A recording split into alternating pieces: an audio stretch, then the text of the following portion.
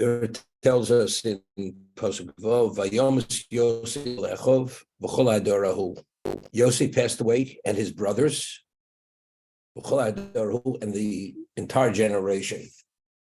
She explains that as long as Yosef was alive, being the viceroy, his family was treated like royalty. They were revered, treated like royalty. When Yosef passed away, because his brothers were special, they were treated special, but not on the same level. There was already a noticeable change, or not, although it wasn't thick, but there was a noticeable change, subtle change, subtle but noticeable, from royalty to preferential treatment. When the brothers passed away and the others were left, they were treated not exceptionally special, but better than most. And when the whole generation passed away, they became ordinary people. There was a decline, a gradual decline. Yosef to his brother, and that's what the Torah articulates. Yosef, v'chol echov, and his brothers, and then the whole generation. Otherwise, you could have said, Vayomis Yosef, v'chol adorahu. Yosef and the whole generation. What are we delineating? Yosef, his brothers, and then the generation. Zohar Chaim's point. Ches. V'yoko Melech Chodosh al Mitzrayim. A new king arose over Egypt. Ashlu Yodas Yosef, who did not know Yosef. He was not the same king who reigned during Yosef's reign. Okay, so there's a famous argument, Rav and Shmuel, which Rashi cites here. What does Melech Chodosh mean? Does Melech Chodosh mean literally it wasn't the same person? Or does it mean it was the same person, but it was a new mandate? He behaved as if he was not the same king. His mandate, his relationship with the children, the brothers of Yosef and the descendants, is as if it had no relevance to the past. And that's what it says. Ashul Yodas Yosef. He behaved as if he did not know Yosef, because he couldn't have instituted and legislated laws pertaining to the Jews if he was cognizant, or it was in the forefront of his mind, what Joseph had done for Egypt. You know, everyone has a conscience. He behaved as if he had no conscience, the equivalent of not ever knowing Yosef, and therefore he was able to actually institute the bondage. We'll see. Let's see Rashi. Yocham el Chodosh, Rav Shmuel. There's an argument, Rav and Shmuel. One says literally it was a new king. A new king arose over Egypt. The other one says no, it's the same king, but it was a new mandate. And the new mandate, the relationship was as if this is a new king. It was no relevance, no semblance of the original king. You know, it's interesting. I asked the question, we find, let's say it's the old king. It's the original king. When Paro had heard that Yosef's brothers had come to Egypt, it says, Vayita v'nei Paro b'nei avodov. It found favor in the eyes of Paro and the eyes of his servants. Why? So the Chazal tell us over there, because until then, Paro had a little bit of a problem, because there was always murmurings that part of the protocols of Egypt were that a slave cannot assume a position of authority in Egypt and be part of the government on a ministerial level, and especially not the viceroy. Yosef originally was a slave in the house of Potiphar. Regardless of his capability, he wasn't qualified to be in the position as viceroy. Even as minister, he couldn't have been a minister. So Paro would always dismiss, say no. He's from royalty, he was kidnapped, and he was sold as a slave, but he's not really a slave. So when Yosef's brothers had come and he saw they were truly royalty, this silenced all the murmurings. It was confirm that Yosef is from family of royalty. Because Yosef's family, when they saw who they were, therefore the Torah tells us, Vayitev b'nei Paro b'nei Avodov. It found favor in the eyes of Paro and his servants, because now finally it's been confirmed Yosef is royalty, and there won't be any claims against Paro, and there's not going to be any undercurrents. Okay? What happens? Paro says to Yosef, immediately send wagons to bring your father and the family, and not only bring them all their possessions that they amassed in Canaan, just let them leave everything behind. They come to Egypt, we'll re-outfit them. They'll be settled here. They don't have to bother with all their belongings from Egypt. Just leave it. I mean, the sheep, herds, and the flocks that they'll bring, but all their other possessions, just leave it behind. So we see from Paro's what he's offering, his level of benevolence, his level of givingness, his level of value. It's unheard of what he was offering for Yosef's family. But then the Torah tells us when Yaakov came with his family, Torah goes and says explicitly, he brought his family and all the possessions that they had amassed in Canaan, besides the flocks and the herds. They brought everything. And when Yosef comes to Paro to tell him his father and his family had come, he says, my father and his family came and his children, and all that they had amassed in Egypt. Although Paro originally says, it's going to be all left behind. Leave it behind, we're going to re-outfit you. So we see tremendous givingness on Paro's side on an exceptional, unheard of level. And here you have the same Paro, the level of heartlessness. Yosef saving Egypt.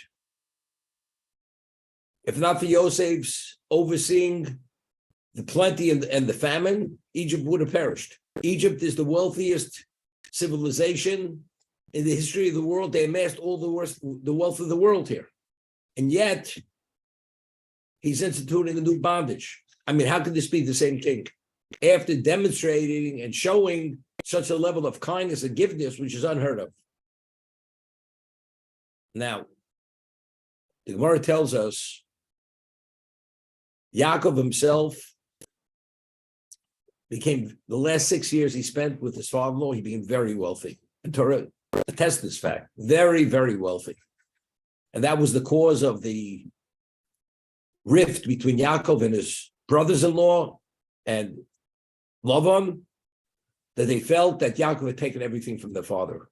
Although Yaakov did not in any way violate the agreement, just to the contrary, Yaakov was the one cheated, and despite that, he left with tremendous wealth. And then all of a sudden, Torah tells us, V'yivoseh Yaakov levado.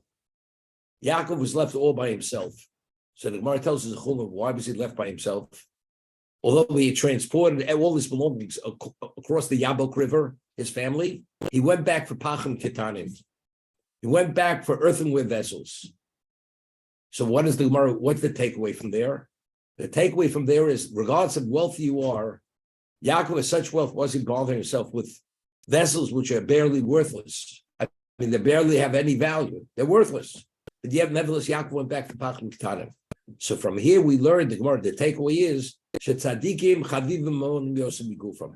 Tzadikim, they value their possessions as much as their lives. Why?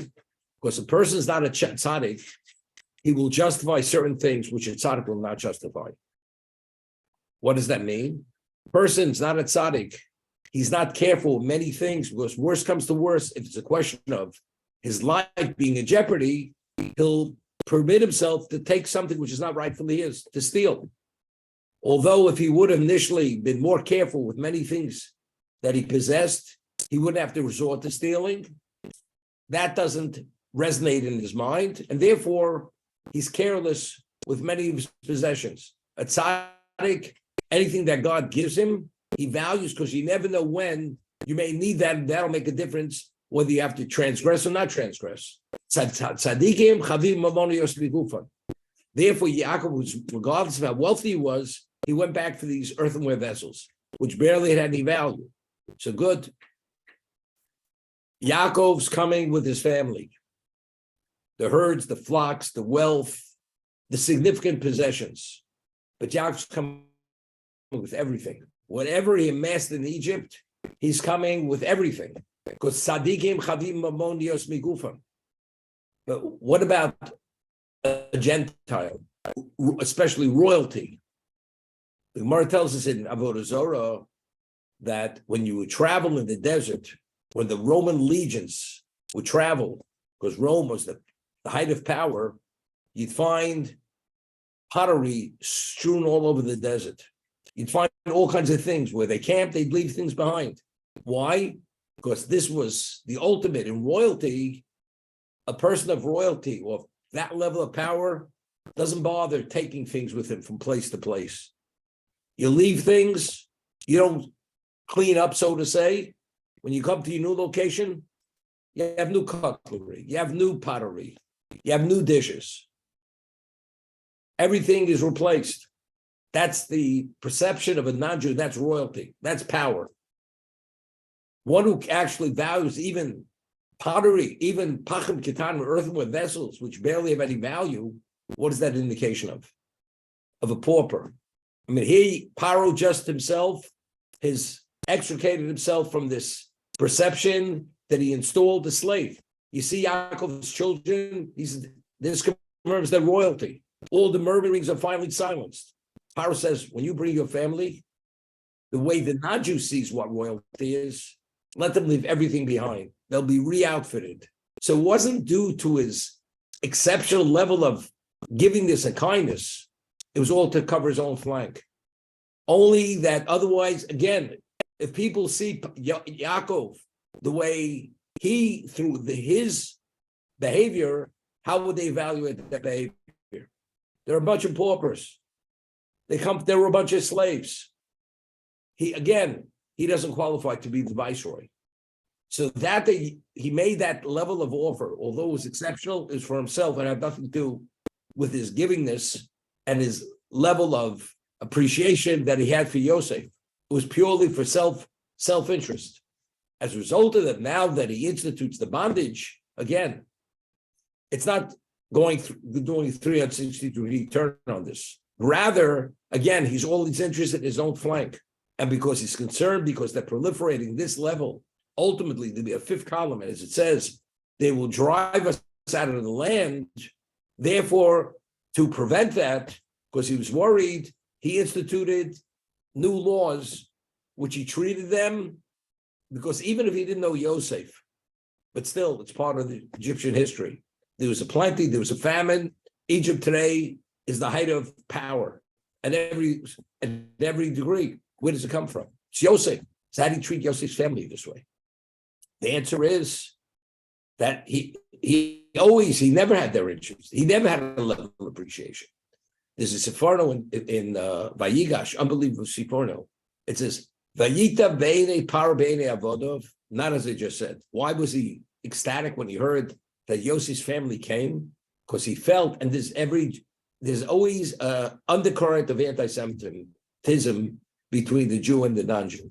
As much as good it is, if things go south, there's always a nerve we touch that creates and exaggerates the anti-Semitism. What is it?